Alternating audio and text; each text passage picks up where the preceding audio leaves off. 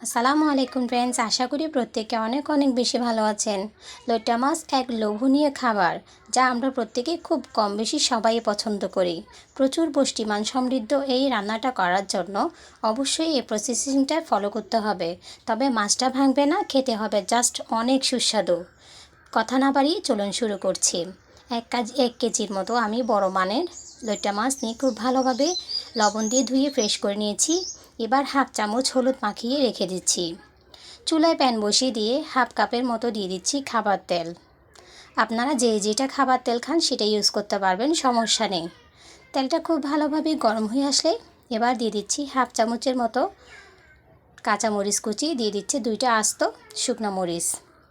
এটা আমি ইউজ করছি শুধুমাত্র ফ্লেভারটা সুন্দর আসার জন্য। এবার দিয়ে দিচ্ছি হাফ চামচের মতো রসুন বাটা এবং হাফ চামচের মতো আদা বাটা। হালকা একটু ভাজা হয়ে গেলে এবার দিয়ে দিচ্ছি 2টা বড় সাইজের পেঁয়াজ কুচি।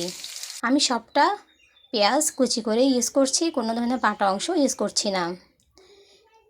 এবার খুব ভালোভাবে তেলের সাথে এই উপাদানগুলো মিশিয়ে নিয়ে হালকা আঁচে ভেজে নিব। বেশি সোনালি করে ভাজতে হবে না, অল্প একটু ভাজা হলেই হয়ে যাবে। খুব সুন্দরভাবে ভাজা হয়ে গেলে এবার আমি এখানে ইউজ করছি মশলা হিসেবে আমি এখানে দিচ্ছি 1.5 চা চামচের মতো লাল গুঁড়া মরিচের গুঁড়া, দিচ্ছি 1 চা চামচের মতো হলুদ গুঁড়া, দিচ্ছি অল্প একটু পানি যাতে মশলাটা পুড়ে না যায়। হাফ চামচের মতো ধনিয়ার গুঁড়া, দিয়ে দিচ্ছি হাফ চামচের মতো গরম মশলা। এবার একটু ভালোভাবে নেড়ে চেড়ে আমি এটা কষাতে দিব। অবশ্যই একটু খেয়াল রাখবেন, কোনো ধরনের আলগা পানি ইউজ করা যাবে না। এটা শুধুমাত্র আমি পানি ইউজ করেছি মশলাটা কষানোর জন্য। সম্পূর্ণভাবে কষানো হয়ে গেলে পানিটা যখন শুকিয়ে আসবে, শুধুমাত্র এই তেলের মধ্যে আমি মাছটা রসা করে নিব। কোনো ধরনের এক্সট্রা পানি দিতে যাবেন না, এতে মাছটা ভেঙে যাবে, খেতে কিন্তু খুব ভালো লাগবে না। তাছাড়া মাছটা রসা করার সময় এমনিতেই মাছ থেকে কিছুটা পানি চলেই আসবে। খুব ভালোভাবে 5 মিনিটের মতো মশলাটা কষিয়ে নেওয়ার পর আমি মাছটা ঢেলে দিয়েছি। দেখুন, একটা স্প্যাচুলারের সাহায্যে আলতোভাবে নেড়ে চেড়ে দিতে হবে। ফার্স্ট টাইম নাড়াচাড়া করলেও লাস্ট দিক দিয়ে আপনারা নাড়াচাড়া করতে যাবেন না। দিয়ে দিচ্ছি স্বাদ মতো লবণ। আপনাদের টেস্ট অনুযায়ী আপনারা বাড়িয়ে কমিয়ে দিবেন। এবার আমি সুন্দর করে লবণটা সেট করে বসিয়ে দেওয়ার পর ঢাকনা দিয়ে জাল করে নিব আরও 5 মিনিটের মতো। খুবই সহজ, অল্প সময়ে মাছটা কিন্তু রান্না করা যায়। দেখুন, আমি কোনো ধরনের পানি ইউজ করা না সত্ত্বেও এই মাছটা কিন্তু অনেকগুলো পানি হয়ে গেছে। যেহেতু এটা সামুদ্রিক লবণাক্ত মাছ, এটাতে কিন্তু এক্সট্রা কোনো পানি ইউজ করার প্রয়োজন নাই, এতে মাছটা ভেঙে যাবে, স্বাদটা ভালো লাগবে না।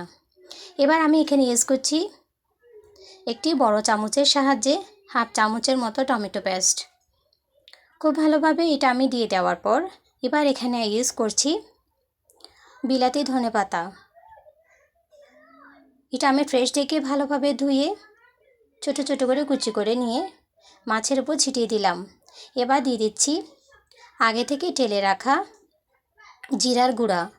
মাছে সবসময় জিরার গুঁড়োটা ইউজ করার চেষ্টা করবেন, এতে ফ্লেভারটা তো ভালো আসবেই, খেতে কিন্তু দুর্দান্তই হবে। তাছাড়া জিরার গুঁড়া পেটের হজমে কিন্তু বেশ কার্যকর ভূমিকা রাখে। বেশ রেডি হয়ে গেল আমার মজাদার লইট্টা মাছ রসা। এভাবে একবার বাসায় ট্রাই করে ফেলুন। মোটামুটি সবাই কিন্তু আমরা এই মাছটা খুব সুস্বাদুভাবেই রান্না করতে পারি। তবে আমার প্রসেসিংটা কেমন হয়েছে জানাবেন একবার। আমার এই সুস্বাদু রেসিপিটার কোনো অংশে যদি আপনাদের ভালো লেগে থাকে তাহলে অবশ্যই একটি আমাকে লাইক, কমেন্ট এবং সাবস্ক্রাইব দিয়ে উৎসাহ উদ্দীপনা বাড়িয়ে দিবেন। সবাই ভালো থাকবেন ফ্রেন্ডস। আল্লাহ হাফিজ।